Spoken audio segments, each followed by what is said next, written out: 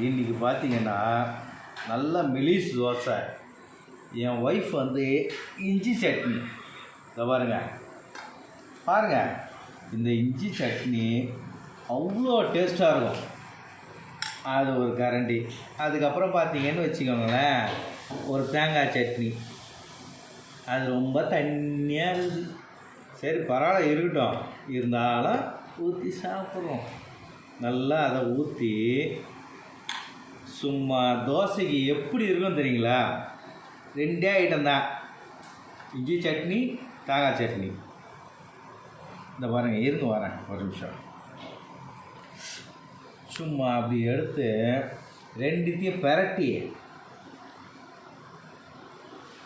ஆஹா நல்லாயிருக்கு. அருமைன்னா தான் அவனுக்கு கோவம் வரும், ஆனால் சூப்பராக இருக்குது. இந்த இஞ்சி சட்னி இருக்குது பாருங்கள், உடம்புக்கு அவ்வளோ நல்லது. ஏன்னா இஞ்சி சேர்த்துக்கணும், நமக்கு பித்தத்துக்கு இதுக்கு எல்லாமே வந்து அவ்வளோ யூஸ்ஃபுல்லு. கொஞ்சம் காட்டாக இருக்குது, அருமையாக பாருங்க. ஆஹா, தோசை மட்டும்தான் சூடு இல்லை. பரவாயில்ல, அட்ஜஸ்ட் பண்ணிடலாம் விடுங்க.